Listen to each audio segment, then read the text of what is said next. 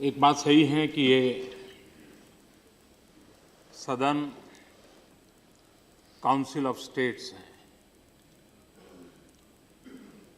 हम में से कई सदस्य ऐसे होंगे जब उस राज्य का प्रतिनिधित्व किया होगा तब उस राज्य की जनता का मूड एक होगा, और आज उस राज्य की जनता का मूड दूसरा है। वहाँ राजनीतिक परिस्थितियां बदल चुकी हैं, जनता ने निर्णय बदले हैं, और उस अर्थ में काउंसिल ऑफ स्टेट्स के हिसाब से उन राज्य की जो भावनाएं हैं, वहाँ की जो सरकार है उसकी भावनाएं हैं, जो कि वहाँ की जनता ने चुन करके बिठाई हैं, उसका प्रतिनिधित्व यहाँ होना बहुत आवश्यक भी है, स्वाभाविक भी है।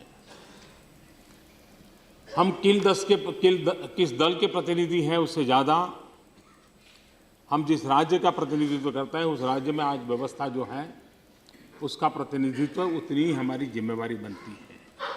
और उस अर्थ में ये सदन जनमत का भी आदर करेगा। ये सदन जनता ने जो अपनी आशा अपेक्षाओं को लेकर के देश को सरकार दी है, उस सरकार का, उसके निर्णयों का आलोचना विवेचना के साथ भी देश को आगे बढ़ाने के लिए साथ सहयोग करना और साथ सहयोग लेना, ये हम सबकी मिलीजुली जिम्मेवारी है। और मुझे विश्वास है कि उस मिलीजुली जिम्मेवारी निभाने में हम पीछे नहीं हटेंगे। दूसरा, लोकतंत्र में न धमकियां किसी की चली हैं न चल सकती हैं।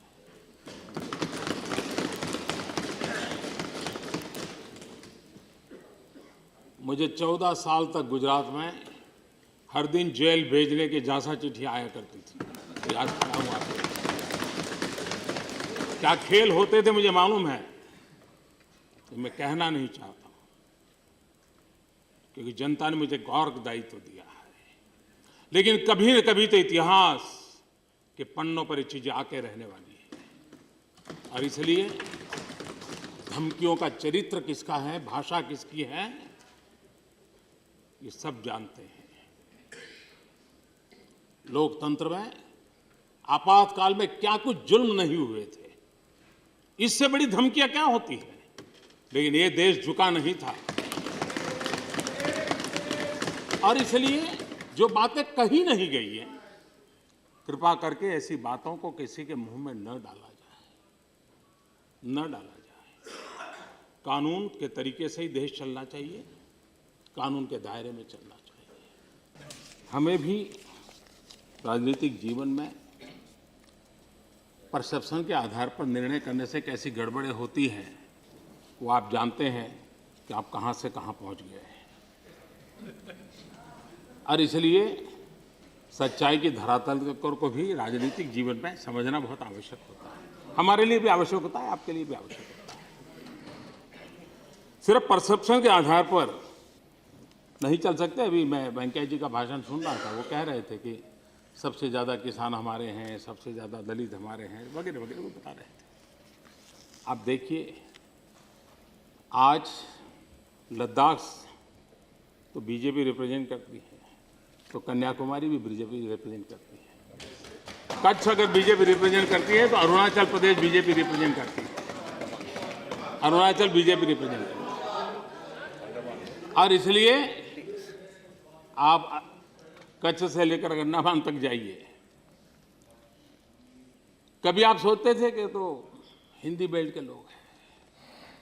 आप देखते हैं हम साउथ में भी सरकार बनाने में कभी सफल रहे हैं।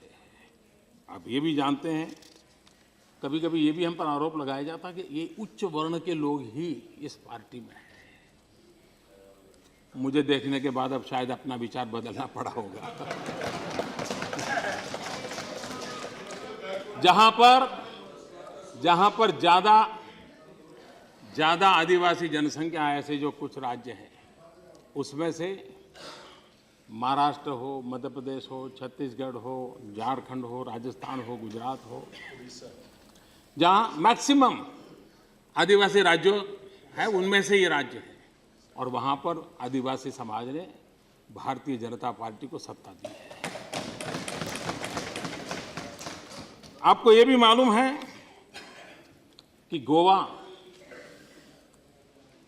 जहाँ निर्णायक वोट ईसाई समाज के हैं, वहाँ भारतीय जनता पार्टी पूर्ण बहुमत से राज कर रही है। नागालैंड, जहाँ अधिकतम वोट ईसाई समाज के हैं, वहाँ भारतीय जनता पार्टी सरकार में है। जम्मू कश्मीर, जहाँ पर मुस्लिम वोट निर्णायक है, वहाँ आज हम सत्ता में भागीदार हैं। पंजाब, जहाँ सिख समाज निर्णायक है, वहाँ हम कई वर्षों से सत्ता में थे। ये सारे क्षेत्र वो हैं, और इसलिए हम भी कभी धरातल पर रह करके सोचे कि भारतीय जनता पार्टी का व्याप, पहुंच, उसका क्षेत्र विकास कहाँ-कहाँ हुआ है, और इसलिए जिन परसेप्शन को लेकर के आप बातें करते रहते हैं, वो बहुत पुरानी बात है। जब एनडीए सरकार थी, तब एक योजना थी, multipurpose national identity card project. आप आए, वो बन गई आधार UIDAI। वही योजना नया रंग रूप, संपूर्ण ग्रामीण रोजगार योजना वाजपेयी जी के समय थी। Mahatma Gandhi national rural employment guarantee act आपके समय है। सुनना पड़ेगा।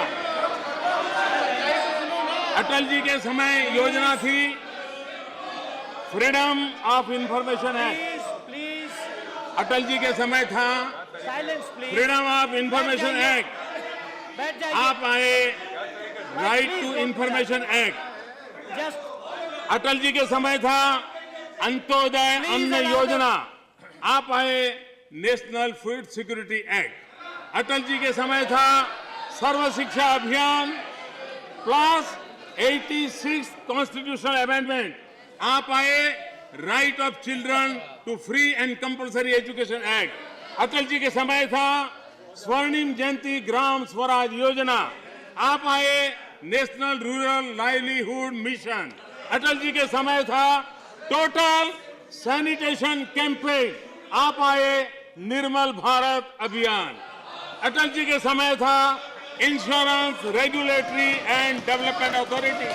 आप आए pension fund regulatory and development authority act.